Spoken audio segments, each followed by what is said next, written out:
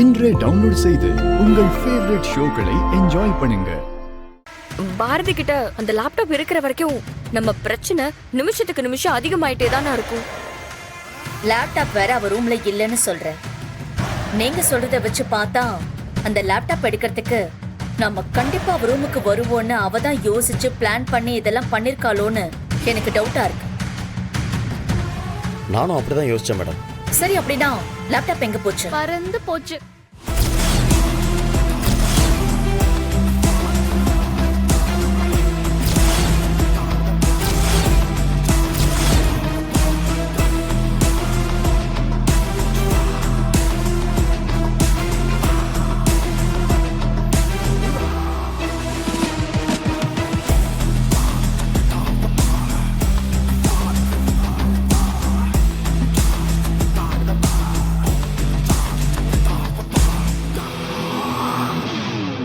என்ன மித்ரா மேடம், சௌக்கியமா?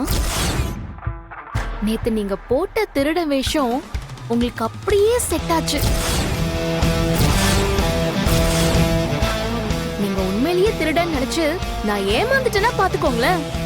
என்ன பாரதி இஷ்டத்துக்கு பேசுற? முழுசா நினைச்சதுக்கு அப்புறம் முக்காடு போட்டு என்ன பிரயோஜனம்? நேத்து நைட்டு நீதா வேஷம் போட்டேன்னு பார்த்த உடனே எனக்கு டவுட் வந்துருச்சு. ஏதாவது தேவைப்பட்டா என்கிட்ட சொல்லுங்க. போதும் போதுங்கிற அளவுக்கு அள்ளி கொடுக்கறதுக்கு நான் ரெடியா இருக்கேன்.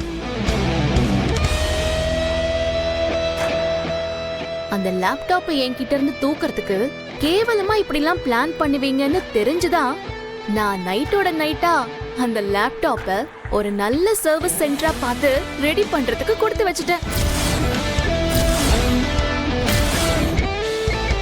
நான் கூட உங்களை என்னமோ நினைச்சேன். ஆனா நீங்க ரத்த வெறி பிடிச்ச காட்டேறீங்கன்னு அந்த வீடியோவை பார்த்ததுக்கு அப்புறம் தான் எனக்கே தெரிஞ்சது. அந்த துரை அவன் நல்லவனோ கெட்டவனோ ஓட ஓட துரத்தி அவனை குத்தி கொலை பண்ற அளவுக்கு நீங்க அவ்வளவு மோசமானவங்களா இருப்பீங்கன்னு நான் நினைச்சு கூட பார்க்கல. உங்களால எப்படி ஒரு கொலைய அவ்வளவு சாதாரணமா செய்ய முடியுது? அந்த துரை அயோக்கியன்னு எனக்கு தெரியும். ஆனா அவன் உங்களுக்காக எவ்வளவோ பண்ணிருக்கான். கடைசியில அவனையும் போட்டு தள்ளிட்டு அந்த பழிய ஏன் மேல போட்டு என்ன ஜெயில தள்ள பிளான் பண்ணிட்டீங்க. உங்களெல்லாம் பார்க்கவே எனக்கு அருவருப்பா இருக்கு. பாரதி, என்ன நீ உன் இஷ்டத்துக்கு என்னென்னமோ பேசிட்டு இருக்க? நீ நினைக்கிற மாதிரி எதுவும் நடக்கல. சும்மா தேவையில்லாம கண்டதையும் பார்த்துட்டு வந்து எங்க மேல பழி போடுற வேலையெல்லாம் வச்சுக்காத. Wow, what a performance.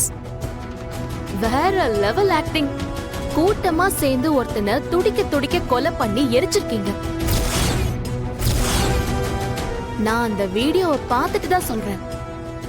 நீங்க இல்லன்னு சொல்லி நீங்க பேசுறத கேட்க நான் ஒண்ணும் முட்டாள் இல்ல. ஏய், என்ன உனக்கு தான் பேச தெரியும்னு பேசிட்டு இருக்கியா?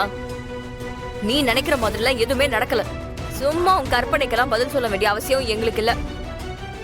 நீ சொல்ற விஷயம் உண்மைன்னு ப்ரூவ் பண்றதுக்கு உன்கிட்ட என்ன ஆதாரம் இருக்கு? உன்னால நிரூபிக்க முடியுமா?